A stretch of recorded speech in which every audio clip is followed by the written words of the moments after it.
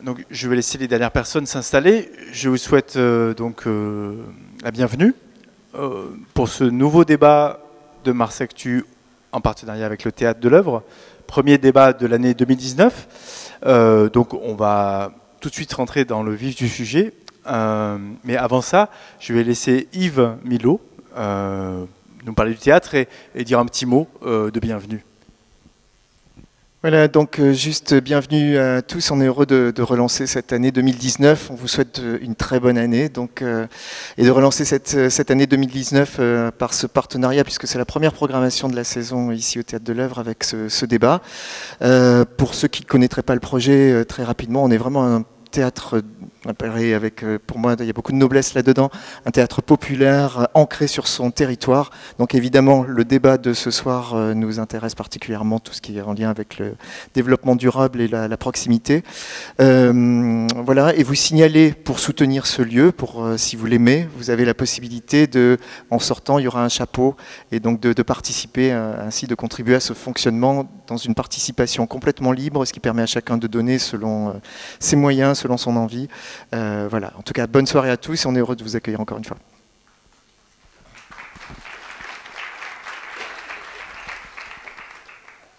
Alors, il y a quelque temps, ça aurait pu paraître paradoxal de faire un débat sur le manger local et sur l'agriculture en plein milieu de Marseille, en plein milieu d'un théâtre urbain, d'un quartier très urbain. Et puis finalement, la preuve en est que vous êtes là et que ce paradoxe n'en est plus un.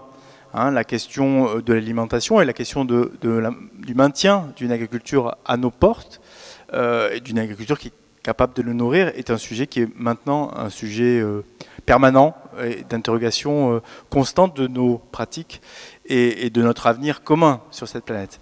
Alors, si on a fait ce débat et si on a choisi de faire ce débat, c'est par rapport à une personne en particulier qui est là. Ben oui, c'est vrai.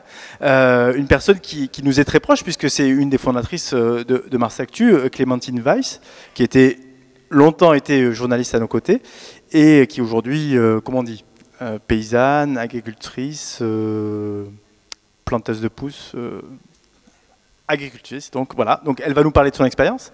À ses côtés, nous avons Éric de Horter, qui est lui aussi journaliste. Alors bon, c'est un plateau un peu journalistique effectivement, mais qui est aussi administrateur des paniers marseillais, donc qui est cofondateur des paniers marseillais, très bien.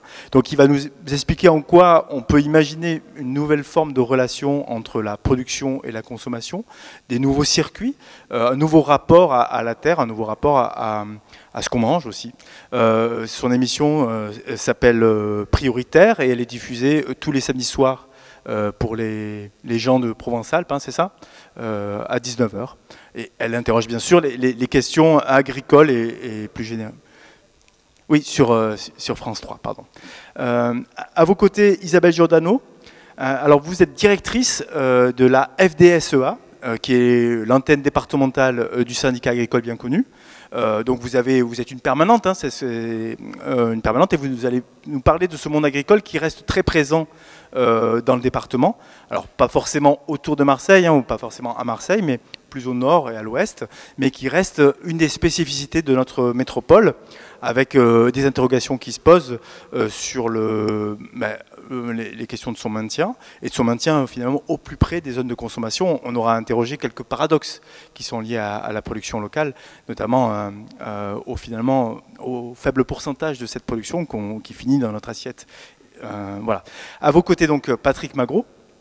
Patrick Magro, vous êtes conseiller municipal de Septem-les-Vallons, donc toujours en activité en tant qu'homme politique, vous êtes médecin aussi, mais vous avez marqué l'histoire locale des terres arables parce que vous avez construit quelques-uns des documents d'urbanisme, des documents stratégiques de ce qu'on appelait la communauté urbaine, qui est aujourd'hui le Conseil de territoire Marseille-Provence. Donc ces documents stratégiques qui ont des noms généralement pas très fleuri, hein, le SCOT, le DOG et le PLU. Hein. Pour la première fois, sous la mandature de M. Casilli, on prend en compte réellement la question de la raréfaction des terres agricoles à la fois dans Marseille mais aussi sur la couronne périurbaine, la plaine de Gignac notamment. Donc on aura l'occasion de parler du rôle du politique et la question des sanctuarisations ou pas des terres agricoles. Y a-t-il une nécessité à les protéger? Est-ce qu'elles sont en danger? Ou est-ce que finalement c'est l'économie qui peut les sauver? Donc bon, je vais commencer ce débat. Alors on va commencer par faire parler nos invités, puis ensuite on échangera avec la salle, j'imagine, j'espère, le plus possible. Alors on va commencer par toi, Clémentine. Je suis obligé de la tutoyer puisqu'on a longtemps partagé les mêmes bureaux. Alors Clémentine a fait durant tout cet été chez nous une chronique qui s'appelait Contre-champ. Ce qui prouvait bien que même en bêchant toute la journée, elle avait encore la plume qui la grattait. C'est une chronique qui raconte son installation et qui fait l'objet maintenant d'un petit e-book. Les abonnés, je crois, l'ont reçu. Et si vous n'êtes pas encore abonné, nous avons une offre à 1 € qui vous permet de bénéficier de ce e-book en prime. Et vous pourrez connaître tous les détails de son installation. Alors, bon, je ne sais pas ce qui t'a pris réellement à se lancer là-dedans, mais où est-ce que tu en es maintenant de ton installation agricole? Non, ça ne marche pas. Alors, je ne sais pas. C'est bon? Est-ce qu'on est prêt? Oui, c'est bon. Où j'en suis? J'attaque déjà ma 3e année en fait de reconvertie. Donc j'ai fait une première saison comme ouvrière agricole, une seconde saison à cheval entre mon installation et un mi-temps dans une exploitation agricole. Et là, donc, en fait, j'attaque ma 2e saison à mon compte. Donc moi, je cultive des aromates bio, frais, que je vends en bouquet principalement au magasin bio. Et cette fois-ci, Inch'Allah, c'est mon dernier emploi salarié là tout de suite. Donc jusqu'à fin février, je taille les vignes. Et après, toute seule comme une grande, je compte vivre en tout cas de ma production. Donc là, c'est la première année où tu te lances avec des revenus qui devraient être ceux de ta terre, en fait. Oui, c'est sûr que jusqu'à maintenant, j'ai été relativement précautionneuse financièrement, c'est-à-dire que j'ai privilégié l'assurance d'avoir un salaire. Donc j'avais gardé un mi-temps là cet été. Là, pour des raisons d'achat de serres, j'ai repris un plein temps pendant 3 mois. Et puis parce qu'en fait, je suis entre 2 saisons de culture. Mais après, normalement, si tout va bien, je devrais être capable de me tirer un salaire. Et voilà. Et c'est parti pour 40 ans. Alors ça s'appelle... Au plus, dans le monde agricole, généralement c'est un peu plus. On aura peut-être jusqu'à 80 ans peut-être. Voilà, c'est ça. On aura l'occasion. Alors, ça s'appelle les herbes de la mésange bleue, puisque j'ai fait de la pub. On peut continuer. Donc anciennement à Aix-en-Provence et maintenant à Loris. Alors, tu es ce qu'on appelle une NIMA. Alors peut-être, est-ce qu'une NIMA c'est un ovni dans le monde agricole? Alors NIMA, ça veut dire non issu du monde agricole. C'est des gens qui décident un jour de quitter une rédaction, des collègues de bureau et de partir, pas forcément une rédaction d'ailleurs, mais qui décident de se lancer dans le monde agricole. Alors, est-ce que Clémentine Weiss est un ovni et quelle chance a cet ovni d'atterrir en douceur? Alors moi, je ne connaissais pas les NIMA. C'est un acronyme que je ne connaissais pas. Moi, je connaissais les HCF. Bon, c'est pas, ça revient au même. Oui. C'est vrai. HCF, pour nous, c'est hors cadre familial. Donc, c'est... pendant longtemps, les jeunes qui se sont installés, en effet, c'était les enfants des exploitants agricoles. Donc, on appelait ça les installations dans le cadre familial. Et en effet, depuis plusieurs années maintenant, on a de plus en plus de jeunes qui se présentent, de jeunes et moins jeunes d'ailleurs. Il y a beaucoup même de personnes de plus de 40 ans avec une expérience professionnelle autre avant, qui viennent pour essayer de s'installer en agriculture et qui sont donc hors cadre familial et qui rencontrent des difficultés bien sûr beaucoup plus compliquées, enfin des difficultés énormes pour s'installer en agriculture. Je pense qu'on va en parler, ça va être le sujet de ce soir. La première de ces difficultés, c'est de trouver la terre. Trouver du foncier. Ouais. Et qu'est-ce qui explique cette difficulté à trouver du foncier? C'est parce que finalement les agriculteurs existants ne vendent pas leur terre ou parce qu'elle est trop rare, cette terre agricole utilisable? C'est pour tout ça. C'est-à-dire que d'abord, il y a de moins en moins de foncier agricole, puisque le foncier agricole disparaît petit à petit à une vitesse de plus en plus importante. Vous le voyez, je ne sais pas si ça fait longtemps que vous êtes autour de Marseille, mais l'agriculture, elle s'est bien éloignée du centre de la ville. Les villes s'agrandissent, l'urbanisation est croissante, et donc il y a de moins en moins de terres agricoles.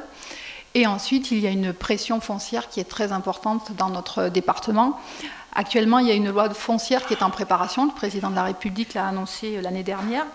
La mission des parlementaires qui travaillent sur ce projet s'est déplacée et a été reçue en préfecture il y a quelque temps. On était présents et ils ont reconnu que notre région et le département des Bouches-du-Rhône en particulier, mais bon, le Var a le même problème, et les Alpes-Maritimes aussi, puisqu'il n'y a quasiment plus d'agriculture dans les Alpes-Maritimes, ont subi la plus grande pression de France, parce qu'il y a des problèmes dans toutes les zones périurbaines, mais particulièrement dans d'autres régions, qui attirent beaucoup de monde et qui se développent aussi en nombre d'habitants. Et donc c'est un vrai problème, l'urbanisation. Ça renvoie les agriculteurs qui étaient ici de plus loin, et donc en fait c'est de plus en plus difficile de trouver des terres. Et en plus, en effet, il y a l'autre problème, c'est que les agriculteurs ont du mal à transmettre leur exploitation hors du cadre familial, parce qu'ils vivent sur leur exploitation, et donc c'est un foncier qui est difficilement transmissible. Et déjà dans le cadre familial, c'est pas tout le temps facile quand il y a plusieurs enfants, parce qu'il faut partager le patrimoine, et parfois même les enfants ne peuvent pas le racheter. Et quand il s'agit de le donner à bail à des jeunes qui s'installent, en effet, il y a des très fortes résistances, et c'est très compliqué pour des jeunes de trouver à s'installer dans notre département. Alors je crois que la statistique c'est 200 hectares par an hein, qui petit à petit se disparaissent comme ça dans le département. Selon les années, c'est beaucoup plus. Oui, en moyenne, c'est la moyenne, c'est à peu près ça. Hein, je crois, ça me trompait. C'est plus? Ah bon? Bon, alors, il y a quelques spécialistes dans la salle qui pourront corriger nos errances. Patrick Magro, est-ce que cette tendance à l'urbanisation, est-ce que finalement les responsables politiques ont réussi à un peu la freiner, ou est-ce que ce mouvement est finalement inéluctable? Alors moi, je ne peux parler que de ce que je connais vraiment. Moi, il faut remonter à 3 générations pour que mon milieu familial soit le milieu agricole. Donc je n'ai pas de compétences particulières. Mais l'histoire qui est une histoire un peu collective, qui s'est passée entre 2008 et 2014, et qu'on essaye de pérenniser malgré les aléas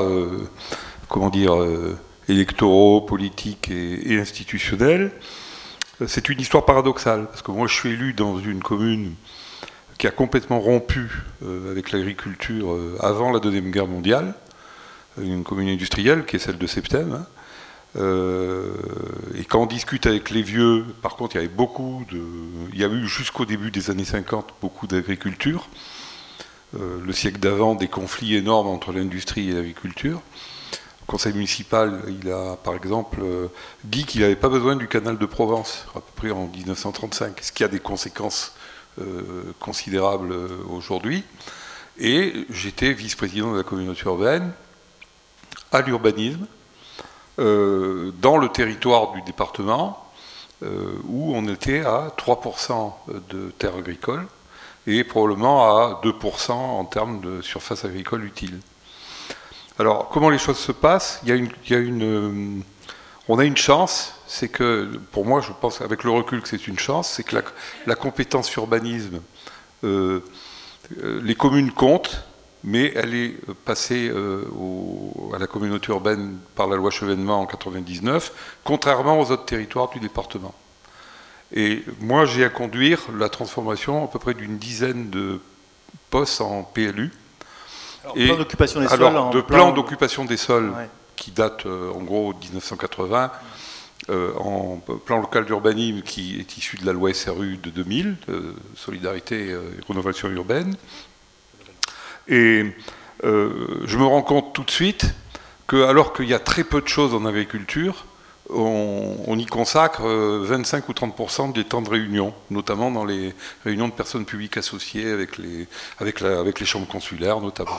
Et je reçois un courrier donc, du prédécesseur de M. Rossignol me demandant de m'occuper de plein de choses. Et je vais voir Eugène Casilli en lui disant « Écoute, moi je veux bien, Il faut que tu élargisses ma délégation à l'agriculture. Problème, puisque la loi Chevènement ne confiait pas cette compétence-là à la communauté urbaine. Alors si vous voulez, voilà, pour accélérer un peu, on met en place toute une série d'outils dont on peut parler après, qui fait qu'à la fin du mandat, on est passé de 3 à 4%. Et ce que je peux vous dire, c'est qu'à la fin du PLUI en cours, on va passer à 5 sur ce territoire. C'est ridicule par rapport aux territoires qui ont 60%, mais on a inversé les choses. Un dernier mot, il faudra qu'on y revienne, c'est le SCOT, le schéma de cohérence territoriale, qui est le document de rang supérieur, où effectivement il y a un certain nombre de gens dans la salle qui ont participé, plus que participé même. Et ce schéma de cohérence territoriale, il a produit des actes forts. Par exemple, je vous disais tout à l'heure qu'il a produit le fait que sur le territoire de ce qui est maintenant le CT1, le Conseil de territoire numéro 1, ex-communauté urbaine, on ne met pas de photovoltaïque sur terres arables. Il y en a très peu qui sont dans ces cas-là. On a mis des phrases fragiles juridiquement qui disent que les terres agricoles sont sanctuarisées. Voilà. Donc on a mis en place des tas d'outils avec la SAFER. On a contribué aussi à la lutte contre les fausses donations. Ça, on peut en parler aussi, notamment sur la plaine de Châteauneuf-Gignac. Voilà. Bon, l'intervention, elle est là, mais vous voyez, c'est tout griffonné, mais il y a tout. Mais je vais m'arrêter. Et puis on verra comment on rebondit et on articule. Éric Duharter, vous avez fait une petite mot quand on parlait de la Côte d'Azur et de la disparition de l'agriculture en Côte d'Azur. Comment se comporte le département, parce qu'on reste un département agricole fort, vis-à-vis de ses voisins, et notamment du Var et de la Côte d'Azur? Non, c'est sûr que par rapport aux Alpes-Maritimes, il y a plus de terres agricoles encore chez nous. Après, il y a quand même plusieurs phénomènes. Il y a le fait que la retraite des agriculteurs, elle est quand même très faible. Alors, comment vous voulez quelqu'un qui va avoir 750 € de revenus pour sa retraite, la seule chose qu'il peut espérer, c'est de revendre une partie de ses terres de manière à toucher le jackpot et pouvoir vivre à peu près correctement. Donc, faut pas. C'est vrai que quand on voit partir tous ces terres au béton, à chaque fois, on se dit ah c'est dommage, ah tiens ils ont vendu, etc. Mais qu'est-ce que vous auriez fait vous à leur place? Donc s'il n'y a pas de mécanisme de compensation ou s'il n'y a pas une vraie volonté politique pour ce territoire de dire bon ben les prix du foncier sont ce qu'ils sont, donc on va imaginer un mécanisme de compensation, parce qu'après sinon il va nous rester à faire, et là encore ça veut dire qu'il faut qu'il y ait une volonté politique. Il y a des gens qui ont des propriétés gigantesques dans lesquelles ils viennent 15 jours par an et ils font rien de la terre. Et il y a des communes, je connais des communes par exemple à Tourves, il y a eu un inventaire qui a été fait par le maire et il a carrément démarché les gens qui ont des résidences secondaires avec des terres en disant voilà, est-ce que vous ne voulez pas faire un bail agricole pour que votre terre elle sera entretenue gratuitement. En plus c'est tellement bucolique d'avoir un agriculteur chez soi quand on vient en vacances. Ça rappelle des choses étranges, mais bon. Voilà. Et donc, voilà, il y a quand même des possibilités, mais c'est vrai que c'est terrible de voir que le foncier, ça veut dire qu'effectivement, alors il y a des systèmes maintenant, il y a Terre de Liens aussi, hein, puisque je pense qu'on viendra aux solutions, mais il y a quand même des possibilités qui existent, qui n'existaient pas avant. Mais c'est vrai qu'on part de loin, quoi.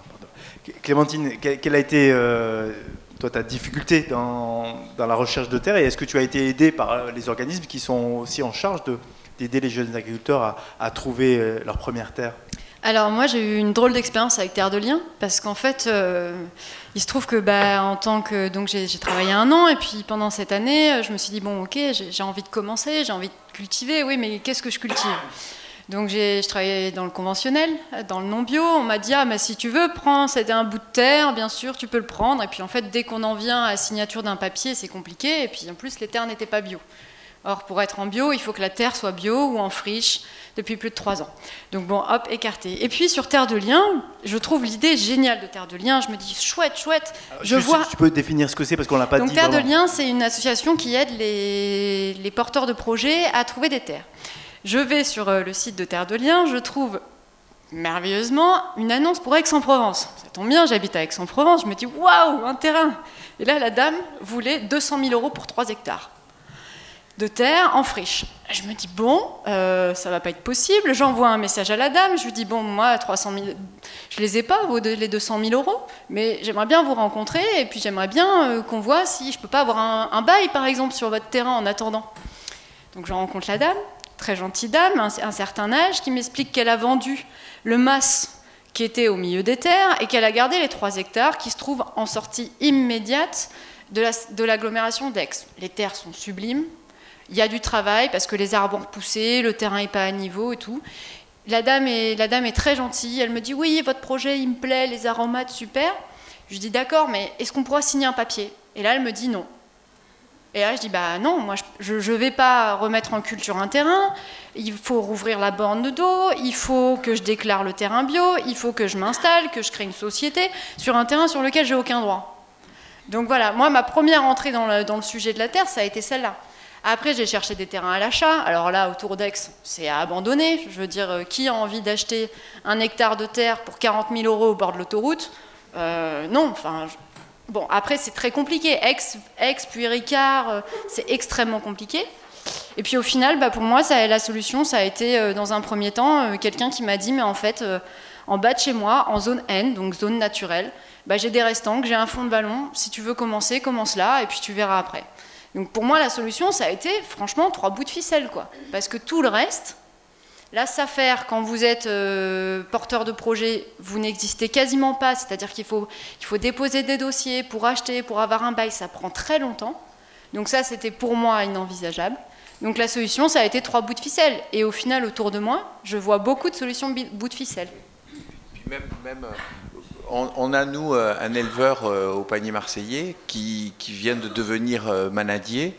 Et pourtant, la SAFER avait dit que oui. Et lui, c'est le Crédit Agricole qui, au dernier moment, a dit « Ah non, mais nous, on ne vous prête pas une telle somme si vous n'avez pas tant d'apport. » Ben oui, mais 400 000 € d'apport, c'est mon outil de travail. Si je vends mes bêtes, si je vends mes tracteurs et tout ça, je les ai les 400 000 €, mais du coup, j'ai plus rien pour travailler, quoi. Bon, là, l'histoire s'est bien terminée parce qu'il y a un riche voisin qui, connaissant son histoire, lui a dit bah écoute, moi je les ai, je te les passe, tu me rembourseras quand tu voudras. Voilà. Là, c'est bout de ficelle en or. Mais c'est... C'est plus la boule de ficelle, effectivement. Là, ça sent le fil doré. Isabelle Giordano, pourquoi c'est si compliqué? Est-ce qu'il n'y a pas des structures qui sont censées justement aider ces nouveaux arrivants, ces gens qui ont un vrai projet économique et qui cherchent juste une terre où planter? C'est compliqué parce que la société évolue et que la réglementation, elle date d'il y a longtemps. Alors, ce qui bloque, par exemple, c'est le statut du fermage. Alors, le fermage, c'est les baux ruraux. C'est un statut qui date de l'après-guerre, qui a été mis en place pour protéger les agriculteurs qui s'installaient aussi, puisque quand on a un bail rural, on ne peut pas être exclu de la terre. On a un bail pour 9 ans. Le bail se renouvelle si on continue à être exploitant. On ne peut pas le transmettre, il n'est pas transmissible, même si la loi a un petit peu évolué. Et c'est vrai que c'est très difficile pour les propriétaires de reprendre les terres. Et c'est pour ça qu'aujourd'hui, personne ne veut mettre à bail, parce qu'ils ne veulent pas, au cas où la terre deviendrait constructible, ne pas pouvoir la vendre. Alors, c'est une vraie méconnaissance du statut du fermage, puisque c'est un statut qui est d'ordre public aussi, il faut le savoir. Donc, c'est-à-dire que même si on n'a rien signé, à partir du moment où il y a quelqu'un qui est installé, qui paye de façon régulière quelque chose au propriétaire, c'est un bail, même s'il n'a pas de bail. Clémentine aurait pu s'installer sans le papier. Tout à fait. À partir du moment où il y a une rémunération. Donc en fait, de nombreux propriétaires, bien conseillés, parce qu'en général ils ont les moyens, font ce qu'on appelle des prêts à usage ou commodas, qui en fait ils mettent à disposition gratuitement les terres, mais ils peuvent évidemment les reprendre à tout moment, ce qui est évidemment impossible pour un jeune qui veut s'installer, parce qu'on ne peut pas s'installer sans avoir une vision à moyen terme, ou à minima. Donc c'est vrai que ce statut du fermage, il est méconnu, parce que par exemple, et donc nous c'est ce qu'on essaie de faire passer comme information, c'est que si jamais la terre change d'affectation et devient constructible, dans ces cas-là, il est possible pour le propriétaire de récupérer ses terres. Et donc rien que ça, parfois ça débloque des situations. Parce qu'en effet, tous les propriétaires imaginent qu'un jour leurs terres deviendront constructibles. Et c'est là où, en effet, on peut réfléchir à de nouveaux outils. Si la zone devient protégée, donc c'est des outils qui existent aujourd'hui, des outils fonciers, les ZAP, zones agricoles protégées, qui commencent à se développer, et peut-être que M. Magro pourra nous en parler, puisque sur Gignac, c'est en cours. Il y a un projet il y a Cuges, qui a eu un projet, Vitrolles. Et il y en a d'autres, je discutais avec la maire de Saint-Mite-les-Remparts qui commence qui y réfléchit, etc. Donc il y a plusieurs projets en cours. Donc c'est vrai qu'une fois que les propriétaires verront que leurs terres sont en zone agricole protégée, peut-être qu'ils seront plus facilement disposés à louer. Ensuite, ce sujet-là, c'est un des sujets de la loi foncière qui est en cours, enfin qui a été étudié, sachant que le statut du fermage, ça fait des années, moi ça fait 25 ans que je travaille dans l'agriculture, qu'on parle de le réformer. Donc voilà, ça n'avance pas. Donc il y a cet outil-là qui peut changer. Il y a le travail avec la SAFER, puisqu'en effet on parlait des gros propriétaires terriens qui acquièrent des terres. Normalement, au jour d'aujourd'hui, la SAFER a un droit de préemption sur les terres. C'est-à-dire que toute zone agricole, toute terre, toute propriété qui se vend avec des terres agricoles, le notaire doit informer la SAFER et la SAFER peut préempter pour donc la mettre à disposition d'agriculteurs normalement. Enfin, non, pardon, la loi impose que ce soit en priorité aux jeunes agriculteurs. Donc il y a une règle, c'est d'abord un jeune qui s'installe, ensuite après quelqu'un qui a besoin d'un agrandissement éventuellement pour rendre son exploitation plus viable, et éventuellement, ça c'est s'il y a des concurrences, après n'importe quel agriculteur, et s'il n'y a aucun agriculteur intéressé, ensuite on peut le vendre à qui on veut. Donc ça c'est une loi, c'est la règle, la SAFER existe, et ses prérogatives normalement ne vont pas faiblir, parce qu'à un moment donné, il y en a certains qui voulaient faire disparaître la SAFER, mais ça va continuer. Et donc là, par exemple, la SAFER, Société d'aménagement foncier et d'économie rurale. Donc c'est une structure qui a été mise en place aussi après la guerre à la demande des agriculteurs, pour protéger justement, pour permettre l'installation d'agriculteurs et réguler le marché foncier. Donc évidemment, la SAFER est très décriée. Avant-hier soir, j'étais en réunion sur Aix-Puricard. Il y a un grand domaine qui s'est vendu, enfin qui s'est retrouvé à la vente il y a quelques années. Il y avait une centaine d'agriculteurs ou de jeunes agriculteurs qui s'étaient proposés pour acheter les quelques dizaines d'hectares. Enfin, c'était des hectares absolument très très bien placés sur le plateau de Puricard. Et donc évidemment, la SAFER a essayé, dans les règles qu'elle avait, d'attribuer, de faire plaisir au plus grand nombre, mais tous ceux qui n'ont pas été attributaires, ils ne sont pas contents. Donc évidemment, c'est toujours difficile de régler tous ces conflits-là. Et les jeunes agriculteurs du secteur, entre eux, alors qu'ils étaient collègues avant, après ils ne se parlent plus, c'est du pagnol des temps modernes. Et donc il faut... et donc vous parliez tout à l'heure des gros propriétaires, des investisseurs, même étrangers, qui achètent des terres et qui détournent aujourd'hui la réglementation en achetant des parts de sociétés. On crée des sociétés et au lieu de vendre des terres, on vend des parts de sociétés. Et la loi ne prévoit pas que la SAFER puisse préempter sur des parts de sociétés. Donc on a fait changer la loi il y a quelques années, il y a 2-3 ans. La SAFER peut maintenant préempter sur les parts de sociétés, mais uniquement si la totalité des parts est vendue. Donc en fait c'est très facile pour des montages financiers, il suffit de ne pas en vendre 2, et la SAFER ne peut plus préempter, et c'est comme ça qu'il y a des propriétés qui échappent à nos agriculteurs pour être achetées par des acteurs de cinéma ou des investisseurs chinois. Il y en a de plus en plus. Mais, donc ça veut tout de même dire que ce slogan, je ne sais pas si c'est un slogan, mais en tout cas cette formule de la sanctuarisation, Patrick Magro, elle n'est pas installée dans le marbre. C'est-à-dire que des agriculteurs aujourd'hui voient encore leur champ comme finalement un compte en banque qui peut-être plus tard leur apportera beaucoup d'argent. Ça veut dire donc qu'il y a encore une possibilité de voir urbaniser les terres qui sont arables et qui pourraient nourrir. Oui, alors bon, il s'est dit beaucoup. Par quel bout prendre? Alors il y en a plusieurs. Ce qui a été dit sur la faiblesse des retraites des agriculteurs est effectivement. C'est vrai que s'il n'y a pas une volonté politique de sortir par le haut de cela, c'est très compliqué, puisqu'il y a toujours dans l'idée que de toute façon le zonage va changer et que le terrain qui vaut 5 €, il va pouvoir en valoir 100. Voilà. Et ça, c'est un vrai problème, et y compris des fois d'ailleurs ça bloque les projets, enfin c'est très compliqué. À Aubagne, voilà. Enfin, je veux dire, sur les marchés de Marseille, il y a des tas d'agriculteurs qui viennent d'Aubagne. La moitié de leurs légumes sont cultivés en bail précaire, comme ça. Voilà. Alors, donc là, je pense qu'il y a nécessité, effectivement, d'un vrai travail, d'une volonté politique nationale, d'un travail législatif sur ces questions. Voilà. Après, ce qui va avec, quand même, c'est le fait justement de sanctuariser et de dire l'agriculture n'est plus la variable d'ajustement du logement, de l'équipement, des zones d'activité, etc. En gros, mettre dans la tête que ça ne changera plus. Voilà. Alors il y a les outils, zones agricoles protégées, PAN, etc., PAEN, qui sont des outils intéressants, qui à mon avis vont se développer. D'autant qu'il y a des souplesses qui permettent par exemple de faire des apps intercommunales non continues.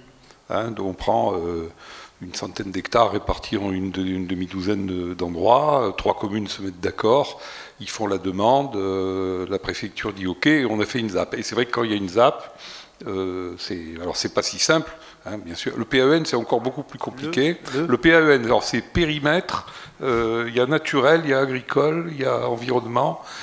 Par exemple, vélo, il y a un PEA, peut-être que Francis Samp qui est dans, c'est ce que ça veut dire. Tu sais plus, Francis. Tant pis. Bon. Bravo. Bon, voilà, très bien. Donc tu peux redire. Périmètre. Périmètre agricole et d'environnement naturel. Voilà. Donc par exemple à Velot, il y a un PEN de 300 hectares qui c'est le seul, c'est le plus petit de France. Mais en même temps, il a le mérite d'exister. Il a le mérite d'exister. Bon, voilà. Donc ça, c'est. Alors, effectivement, ça, c'est une vraie question. Après, puisqu'on est en PLUI et on est en enquête publique de PLUI sur ce territoire. Alors, il est intercommunal. C'est le plan local intercommunal. Ouais. Dans notre cas, ça ne concerne pas toute la métropole. Ça concerne que les 18 communes de l'ancienne communauté urbaine, parce que nous, on a commencé à travailler le PLUI dès l'adoption du SCOT en 2012. C'est-à-dire que du schéma de cohérence territoriale. Oui, non mais voilà. Non mais dites voilà. Malheureusement, il n'y a pas de démocratie sans appropriation de la complexité. Hein. Voilà. Donc voilà. On peut passer. Peut-être ce qu'on peut dire pour tous les citoyens, c'est qu'il y a aussi le projet alimentaire territorial. Voilà, j'allais le dire. C'est-à-dire que le point d'appui dont il faut absolument se servir dans l'élaboration du PLUI, c'est le plan alimentaire territorial, le PAT. Et moi, je peux vous dire que, par exemple, dans la fiche PLUI de ma commune de Septem, où je bascule entre 13 et 15 hectares de zones potentiellement constructives en zone agricole, en m'appuyant sur la qualité des terres, le passé agricole, mais sauf qu'il n'y a pas de logement, il n'y a pas d'eau, c'est pas simple. Heureusement que j'ai le PAT qui va me renforcer juridiquement contre les recours éventuels. Alors, voilà. Oui, alors on va sortir 2 minutes du maquis des cycles parce qu'ils sont importants, parce que c'est effectivement les documents qui construisent le territoire. Hein, Mais je peux dire plan alimentaire territorial à chaque fois, si tu veux. Oui. Et puis on peut aussi parler directement d'alimentation. Alors, si tu veux, j'ai encore 2 points pour boucler la boucle. Non, parce que sinon, on boucle pas la problématique qu'on traite depuis tout à l'heure. Moi, ce que je sais, c'est qu'effectivement, s'il n'y a pas de foncier, il n'y a pas de projet, c'est vrai pour tout, c'est encore plus vrai pour l'agriculture. Il y a la question du logement, et particulièrement, comment vous l'avez dit, le logement des NIMA. Moi, je pense qu'il faut qu'on ait une réflexion sur le fait que les jeunes agriculteurs, c'est pas peut-être indispensable qu'ils soient propriétaires de leur logement. Il faut qu'on réfléchisse à des formes qui permettent de les loger proches de leur... en tout cas, notamment dans des zones très proches des grandes concentrations urbaines. Si on ne fait pas ça, on ne va pas y arriver. Voilà. Bien que moi, j'ai fait prendre une délibération chez moi en disant qu'on autorisait le maire à faire un certain nombre de choses pour acquérir de manière spécifique des logements d'agriculteurs. Après, il faut de l'eau. Et il faut de l'eau et là, notamment, où il n'y a pas le canal de Provence, c'est pas simple. Et après, effectivement, il faut un bail. Et je termine là-dessus. Nous, on a un terrain qu'on a zoné agricole en 2010, qui appartient à un grand groupe industriel. C'est de la bonne terre. On ne les a pas forcés, ils étaient consentants. Sauf qu'ils ont effectivement un commodat avec un céréalier et qu'ils sont d'accord avec tout. Sauf que quand on leur dit Comment on fait pour le bail? Parce qu'on ne va pas installer un maraîcher de manière précaire. Il faut que le type il ait un bail long, etc. On coince là-dessus.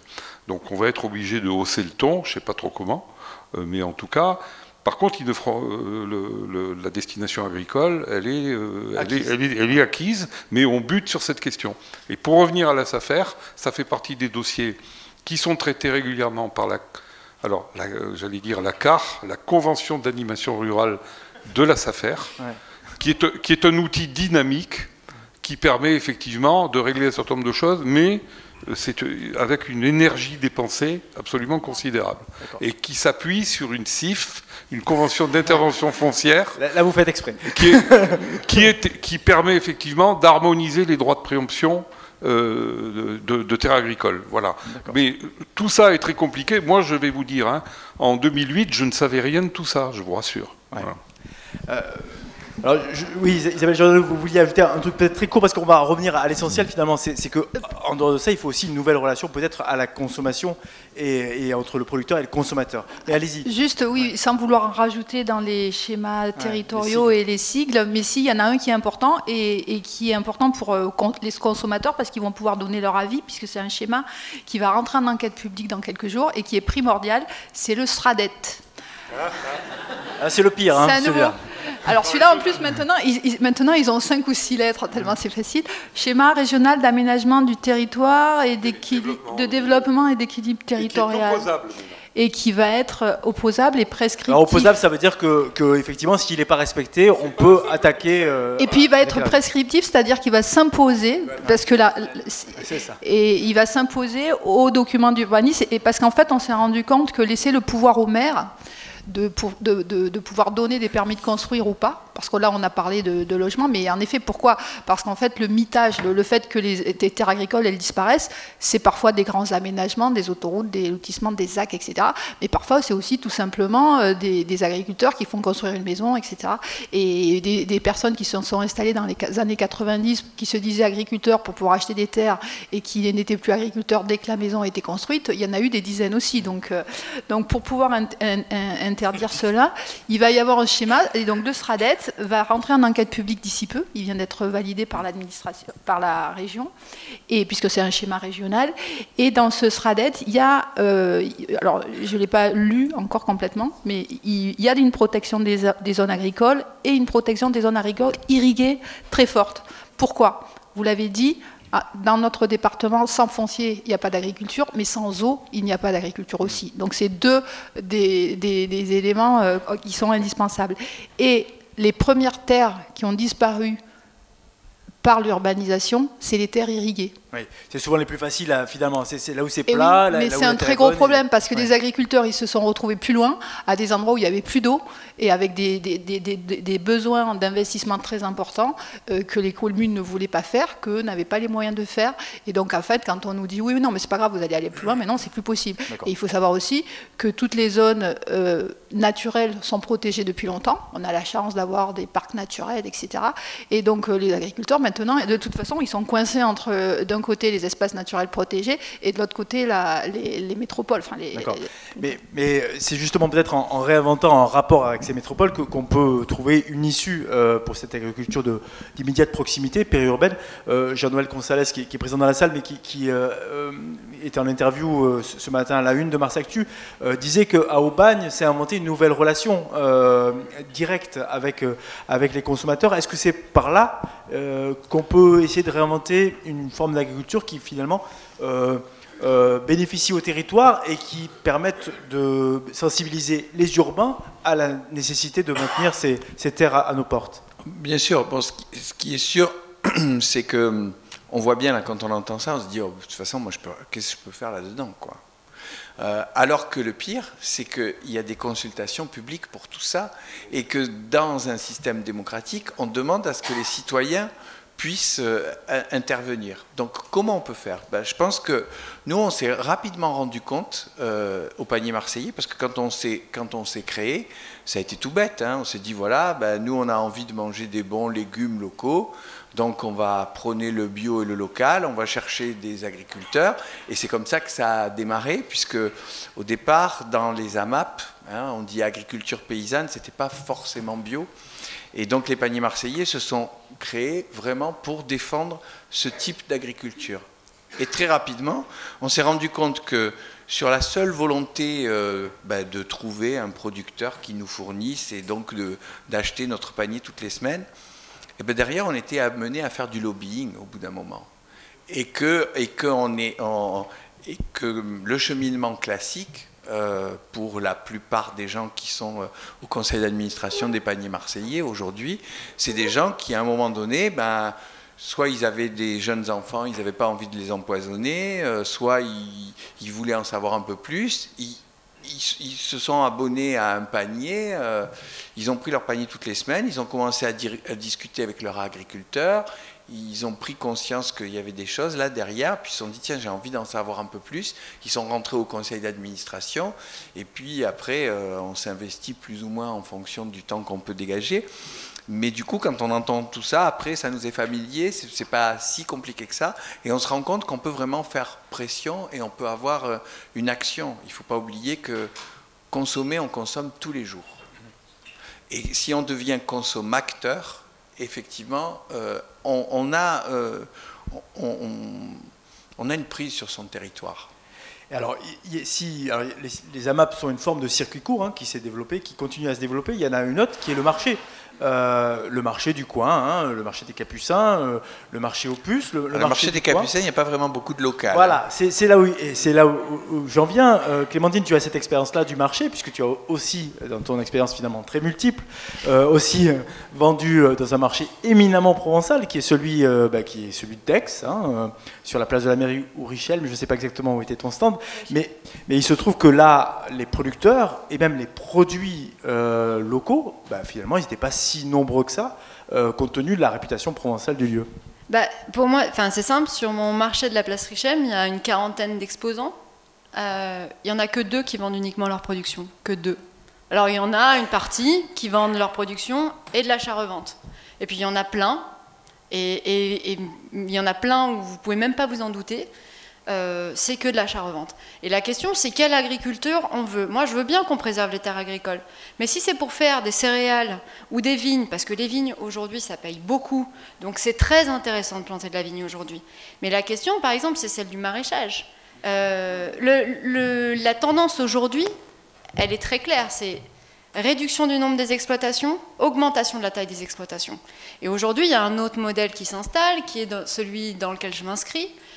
J'ai rencontré plein de maraîchers qui s'inscrivent aussi dans ce modèle-là, qui est de plus petite surface, moins travaillé, en vente locale, mais pas nécessairement sur le marché, parce qu'au final, le marché, il faut franchement avoir travaillé dans les légumes pour être capable de détecter sur certains stands la fraude. Après, c'est sûr qu'un stand, moi je pars du principe que quelqu'un qui vous vend des citrons, s'il est allé chez le grossiste pour les citrons, il y a d'autres choses qui viennent de chez le grossiste. Après, je ne suis pas strictement contre l'achat-revente, je pense juste qu'il y a une histoire de contrat de confiance à retravailler en vente directe ou indirecte, entre qu'est-ce qui vient d'ici, qu'est-ce qui a été produit ici, qu'est-ce que je vends en direct, qu'est-ce que je ne vends pas en direct, et quel est le juste prix de tout ça, et à quel moment est-ce que j'achète de l'espagnol. Moi, je n'ai pas de problème pour acheter de l'espagnol, mais il faut qu'il y ait des lieux dédiés à l'achat local, puisqu'aujourd'hui, c'est quand même une grosse tendance d'achat et de sensibilité des gens, pour avoir des délimitations claires, sans qu'il y ait la guerre sur les marchés. Ce n'est pas la question de la guerre. Mais... Ce qui est complexe aussi, c'est que dans la loi française, on peut dire qu'on vend en direct s'il y a un intermédiaire. En circuit court, plutôt. Non, on peut dire que c'est... Donc, vous avez des sociétés qui, à l'image des AMAP et des réseaux d'AMAP, se sont installés en disant qu'ils font du circuit court. Mais il faut quand même qu'ils se nourrissent à un moment donné, parce qu'ils se chargent de la logistique. Enfin, nous, on a vu... maintenant, ça a changé, mais il y a eu un moment donné où, dans les AMAP, il y a eu une chute importante d'adhérents, Parce que les gens se disaient, ouais, mais c'est compliqué, il faut s'abonner sur 6 mois, puis il faut choisir ce qu'il y a dans le panier, et puis il faut que j'y aille à heure fixe, un rendez-vous. Alors, en réalité, on se rend compte à l'usage que c'est pas compliqué du tout, parce que comme on est dans une association et qu'on n'est pas tout seul à pousser son caddie avec que des gens qu'on ne connaît pas autour, il y a toujours une entraide. Je veux dire, moi, je suis journaliste, je suis vraiment pas très sédentaire, donc il faut bien que de temps en temps, il y ait des gens qui récupèrent mon panier à ma place, parce que sinon je m'en sortirais pas. Et en fait, on se rend compte que il y a une question d'organisation différente, et on peut réussir à fonctionner comme ça. Mais beaucoup de gens ont cédé à des sirènes commerciales qui leur ont dit non, mais c'est du circuit court, et puis voilà, tu fais des clics sur Internet, et puis pof, ton panier il arrive chez toi, quoi.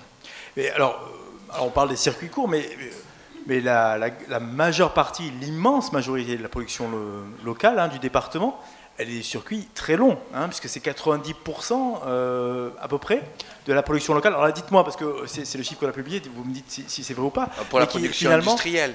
Qui est finalement par ailleurs, hein, je parle du nord-ouest du département. Mais là, on parle d'agriculture industrielle. Oui, mais c'est la réalité du monde agricole d'aujourd'hui. Hein. C'est que, en fait, finalement, on échange beaucoup avec des zones de production. Mais c'est pas du tout les mêmes produits, c'est pas du tout les produits dont on parle nous ici. Ah non, mais c'est la réalité qu'on va trouver peut-être au Capucin ou peut-être au marché. Pourquoi c'est pas les mêmes produits? Non, parce que c'est pas de l'agriculture paysanne. Prenez le micro si vous voulez. Ce qui part chez les. C'est quoi l'agriculture paysanne? Non, mais Oui, c'est. Ce qu'on définit dans l'agriculture paysanne, c'est effectivement une agriculture familiale. Voilà, une agriculture familiale, et même les fermes autrefois, elles cultivent plusieurs produits, elles ne sont pas en monoproduit, on n'est pas sur un seul produit. Enfin, je veux dire, nous, tous les agriculteurs qu'on a dans notre réseau, c'est pas des gens qui ont des installations totalement automatisées, pilotées par ordinateur et sur un seul produit. Pourtant, il y a des exploitations comme ça qui font aussi du circuit court aujourd'hui. Ah oui, j'ai pas dit le contraire. Et de la vente directe. Isabelle Giordano, revenons sur cette histoire-là. Est-ce que la majeure partie de la production départementale, agricole, est-ce que finalement elle n'est pas vendue ailleurs et très loin du département ? Il est vrai que la production agricole des Bouches-du-Rhône a eu une vocation exportatrice pendant très longtemps. Et c'est vrai 90%. Alors, je n'ai pas les chiffres en tête, je suis désolée, je ne suis pas quelqu'un de chiffres. C'est 90%, effectivement, dans les documents de la gamme, par exemple. C'est 90% qui part à l'export. Et donc 90% qui viennent d'ailleurs pour nous nourrir. Qui viennent d'ailleurs pour nous nourrir. Il faut savoir que le département des Bouches-du-Rhône a pendant été longtemps le premier producteur de fruits et légumes en France. Donc ça veut dire qu'on a beaucoup de production. Alors évidemment, on n'est plus les premiers, ça dépend des produits. Mais quand on regardait fruits et légumes confondus, on était le premier département. Donc c'est vrai qu'on... Le Vaucluse, en fruits et légumes, ça dépend aussi. Alors, nous, on est les premiers, enfin les premiers, on est très bien placés sur les légumes, ce qu'on appelle ratatouille. Donc les tomates, les aubergines, les courgettes. D'accord, mais le 10% restant ne suffit pas à nourrir les 2 millions d'habitants des Bouches-du-Rhône, on est bien d'accord. Donc c'est bien qu'on consomme. C'est en train d'évoluer parce qu'il y a de plus en plus de demandes en effet des consommateurs, et c'est en effet les consommateurs, c'est nous qui allons faire s'il y a de plus en plus de demandes, et si en effet derrière on peut vivre de ça, les exploitants agricoles, ils se retourneront vers ça. Après, alors là, on rentre dans un modèle qui est peut-être différent. Nous, on dit en effet que le fait d'exporter, c'est aussi une chance pour nos exploitations. Et tous les modes de production et tous les modes de commercialisation sont bons et ne sont pas à exclure, et ils sont pas incompatibles les uns des autres. C'est-à-dire qu'ils peuvent exister sur notre territoire. Il y a quand même des modèles qui font partie de ce qu'on appelle l'agriculture durable, et il y en a d'autres qui font partie d'une agriculture chimique. Ça, c'est un autre sujet. Moi, je serais pour. Moi, franchement, je serais pour la disparition du label bio.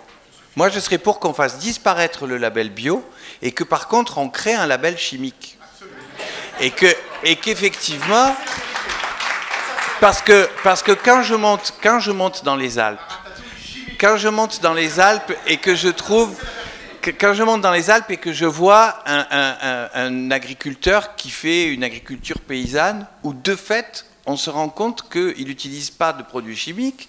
Et d'ailleurs, chez Échange Paysan, qui est une plateforme qui regroupe les productions, qui a permis de fournir comme ça une ville comme Briançon, et c'est en train de se structurer aussi chez nous avec Manger Bio en Provence, c'est le même système, c'est-à-dire que comme dit Mme Giordano, si on veut pouvoir avoir des gros volumes qui partent, nous, ici, s'il faut approvisionner les cantines de Marseille, il nous faut des gros volumes aussi.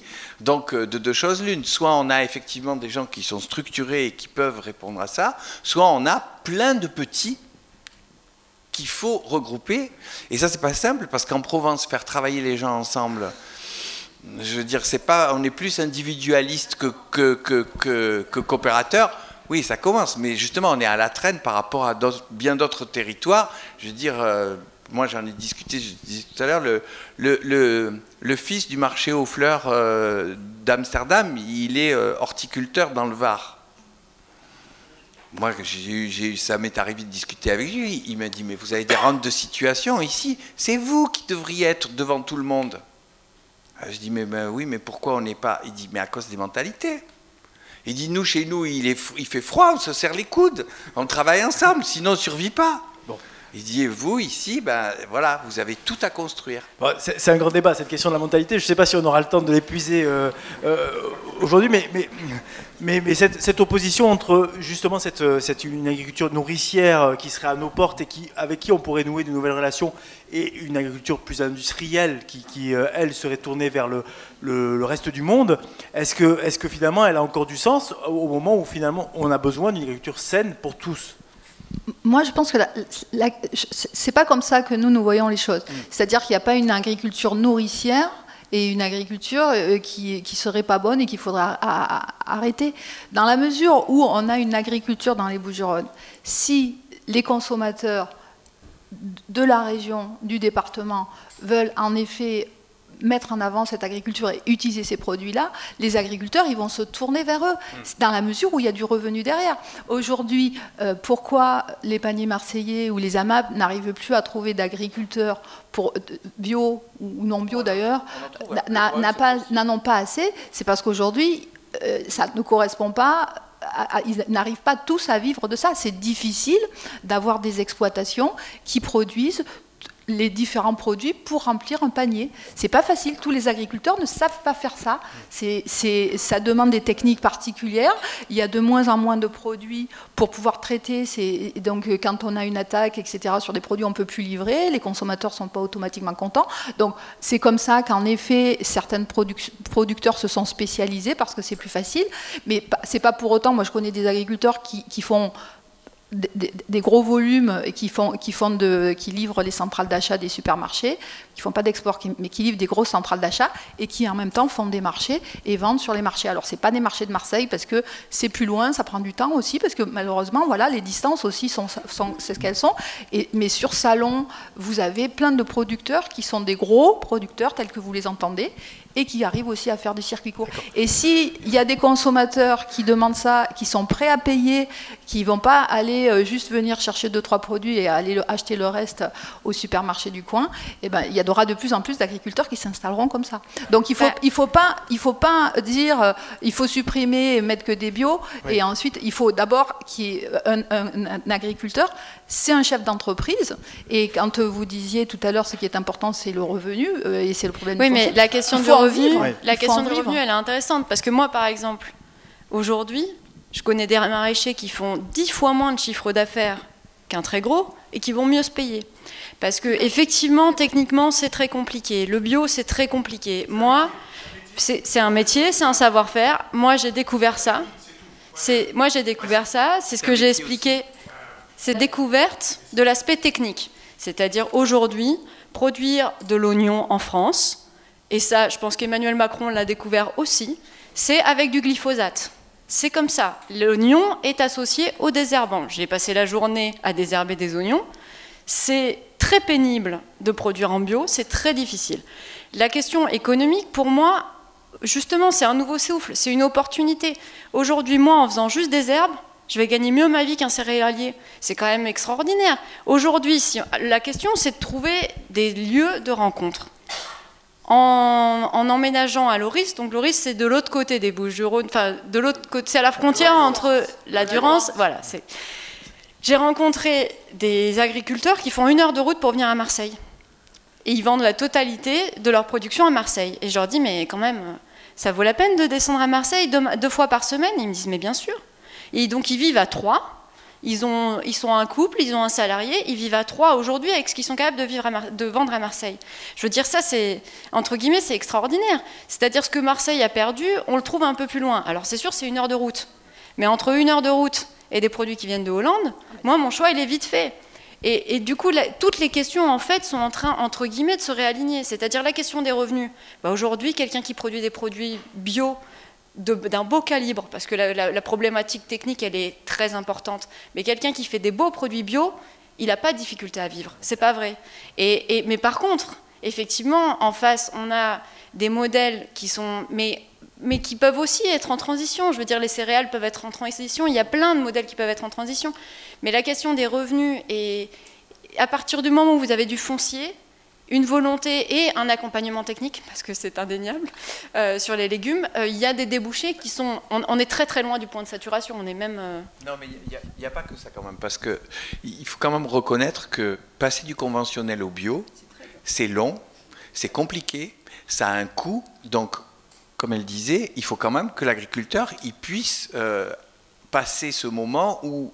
Admettons même, parce qu'il y a des problèmes de mentalité aussi. C'est quand même difficile quand on reprend l'exploitation de son père, de lui dire, écoute papa, t'es bien gentil, mais ce que t'as fait pendant 40 ans, maintenant ça vaut plus rien, et moi je vais faire autrement. Et ça, il y a aussi de gros conflits et de grosses difficultés dessus lesquelles il faut passer. Mais après, il y a ce problème il va falloir être en reconversion pendant des années. Hein, et si on passe d'une agriculture chimique à une agriculture biologique, ça veut dire qu'il va falloir remettre de la vie dans le sol. Ça ne va pas se faire du jour au lendemain, ce qui veut dire que dans un premier temps, il va y avoir une chute des rendements qui va durer un certain temps. Ensuite, la vie va revenir dans le sol va réapprendre à nourrir la plante et que ce ne soit plus les produits chimiques qui nourrissent la plante pour qu'elle pousse. Et une fois qu'on en arrive là, par contre, on a... des rendements qui sont extraordinaires. Moi, j'ai fait une émission il n'y a pas très longtemps, j'ai pris volontairement ça comme exemple, j'ai pris la pomme, parce que la pomme, c'est l'exemple du fruit qui est le plus traité en agriculture conventionnelle. Et j'ai fait un verger de 30 hectares, donc ce n'est pas non plus une micro-ferme, de 30 hectares, qui est le plus gros producteur en agriculture biodynamique, qui est à Arles. Et il me dit, mais moi je vis... beaucoup mieux que quand j'étais en agriculture conventionnelle et j'ai des rendements que je ne réussissais pas à avoir à l'époque. Donc c'est possible, mais il a fallu quand même qu'ils tiennent pendant quelques années où dans un premier temps il y a eu une chute de ses revenus et où c'est remonté après. Et or l'accompagnement, je veux dire, il faudrait un plan massif pour permettre à tous ces gens qui sont victimes. Parce que c'est ça qu'il faut voir. Souvent, on présente les agriculteurs qui sont en agriculture conventionnelle comme les méchants qui polluent la planète. Mais ce n'est pas du tout ça. C'est qu'ils sont victimes d'un système depuis des années qui leur a dit, voilà, c'est comme ça qu'il faut faire. Et ça fait 30 ans qu'on dit que c'est comme ça qu'il faut faire, quoi. Donc c'est quand même très difficile de passer d'un système à l'autre et dire, on va passer d'une agriculture productiviste, industrielle dans le département qui est exportée pour les produits du Nord à une agriculture locale qui va nourrir le département, eh ben, ça ne va pas se faire d'un claquement de doigts, hein, faut en être conscient. Alors, Patrick Magro, est-ce que ça passe aussi par la création de lieux de rencontre? On pense par exemple à la Terre de Provence, hein, qui s'installe en plein milieu de la plus grande zone commerciale d'Europe. Hein, oui, en dehors du territoire que je connais bien, mais tout à côté. Voilà. Effectivement, bon, bah, ça, la question qu'on peut se poser par exemple, c'est que cette expérience qui a lieu 4-5 mois par an, 3 jours par semaine, c'est ça 6 mois par an, 6 mois par an, 3 jours par semaine. Ouais. Comment la pérenniser puisqu'il se trouve que justement le terrain où c'est vient de faire l'objet d'un refus de construction de 20 000 m² de nouvelles surfaces, de grandes surfaces. Je dis ça, je le livre à la cantonade. Ouais. Il y a une vraie opportunité à saisir. Voilà. Et surtout à multiplier ce type de marché ailleurs. Après, voilà, il faut trouver dans Marseille, etc. Mais si vous permettez, la question là, c'est la question de la transition. Tout à l'heure, on a abordé le couple petite retraite, stabilité des zonages, enfin en tout cas sanctuarisation du zonage agricole. Il y a besoin on a dit il faut une politique. Enfin, moi j'ai dit il faut une politique nationale. Il faut que le législateur s'en mêle. Alors là, je ne sais pas si le législateur doit s'en mêler, mais ce qui est sûr, c'est qu'il faut la construire cette transition. Et je trouve que les exemples que vous avez donnés sur le fait que ça sert à rien de diaboliser. Il ne faut pas se contenter non plus d'accompagner. Voilà, je trouve que là, il y a un vrai chantier. Et peut-être d'ailleurs que le plan alimentaire territorial, ça peut être un outil. Alors au passage d'ailleurs, je ne l'ai pas dit tout à l'heure, ce plan alimentaire territorial, par contre, lui, il est non seulement sur les 92 communes, mais il est même plus, puisqu'il y a le Pays d'Arles qui est en réflexion là-dessus. Voilà, voilà. Alors... Au départ, ça a été voté au niveau départemental, et puis finalement, maintenant, c'est la métropole qui en est le maître d'œuvre. Mais ça concerne. Et il y a une délibération récente, hein, octobre 2017. Les consultations commencent maintenant. Il y a un peu de retard, hein, je crois. Hein. Il devait être prévu. Non, mais ça y est, moi je suis invité à la fin du mois, justement, à parler à l'accessibilité. Il y a 2-3 jours d'atelier. C'est ça. Voilà. D'accord. Si tu permets. Oui, juste avant de passer à la salle, parce que je crois que les gens D'accord, juste là-dessus. Oui. Par rapport à cette question, moi je pense que c'est important d'avoir des... Alors bon, j'évite depuis tout à l'heure de donner des noms et des choses comme ça. Moi j'ai été visiter des choses dans l'est du département, enfin en Pays d'Aubagne, de gens qui étaient en agriculture raisonnée il y a 25 ou 30 ans et qui sont passés en bio il y a 10 ans. C'est-à-dire qu'il y a des gens qui ont su gérer leur propre transition. Voilà. Et ça c'est intéressant. Et...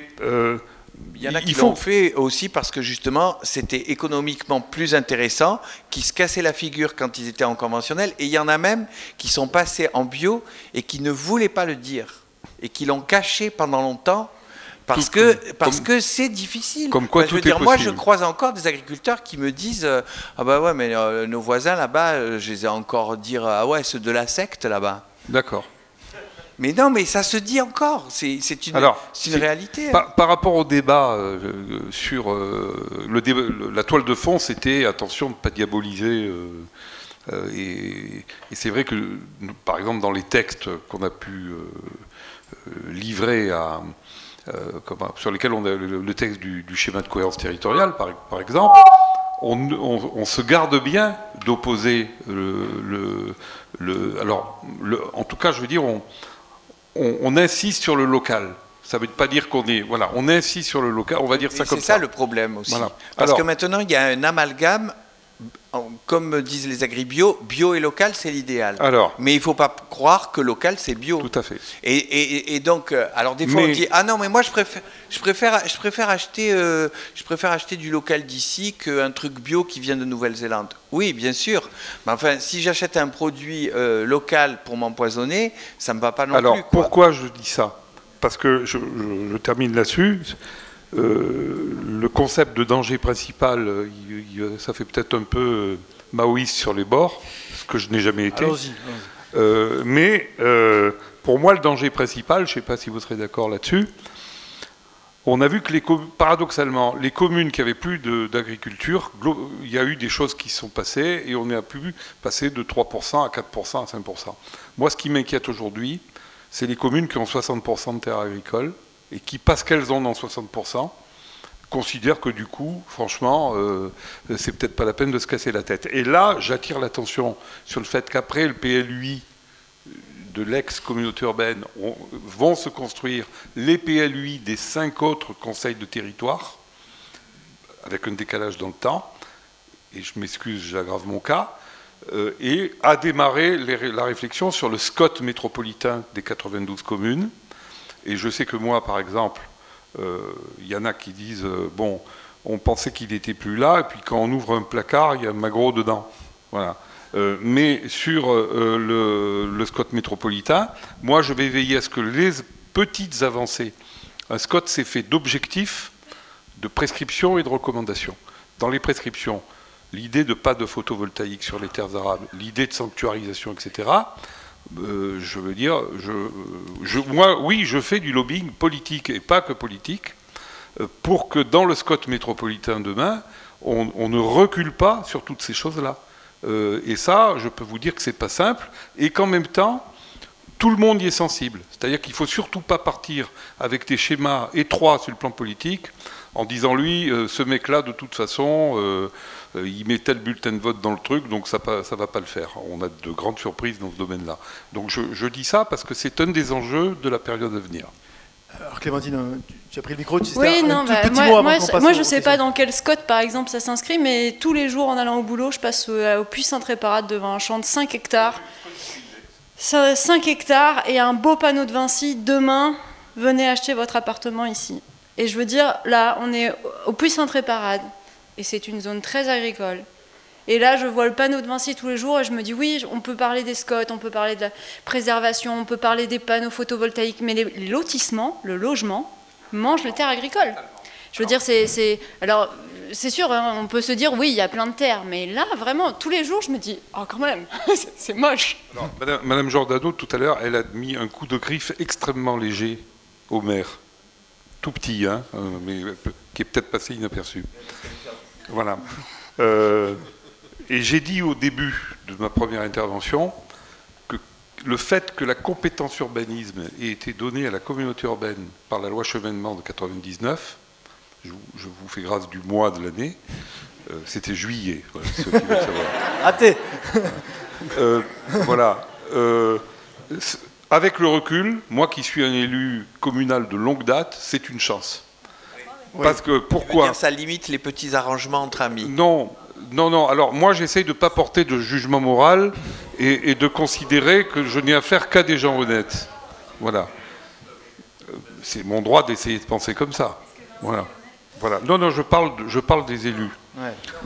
Et ce que je peux vous dire, c'est que la communauté urbaine, le fait d'avoir des PLU communaux avec une compétence au-dessus, ça a obligé à la construction d'une culture commune, à des allers-retours incessants, à se dire, bon, ok, parce que la religion, c'était la commune a le dernier mot, ce qui n'est pas forcément vrai.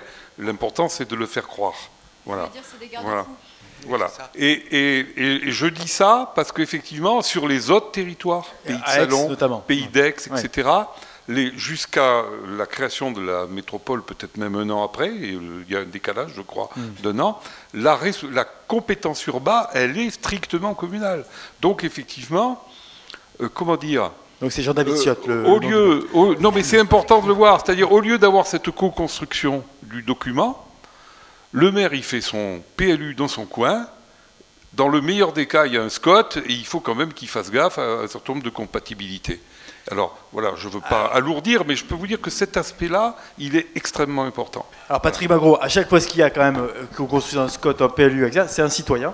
C'est un citoyen qui peut y participer, qui est censé, qui peut l'amender. C'est le cas aujourd'hui pour le plan local d'urbanisme intercommunal, mais c'est aussi le cas ce soir avec des citoyens qui sont dans la salle et qui ont sans doute des questions à vous poser. Donc voilà, on va passer à ce moment-là de débat plus général que celui qui est à la tribune. Je crois qu'il y a des gens qui sont de...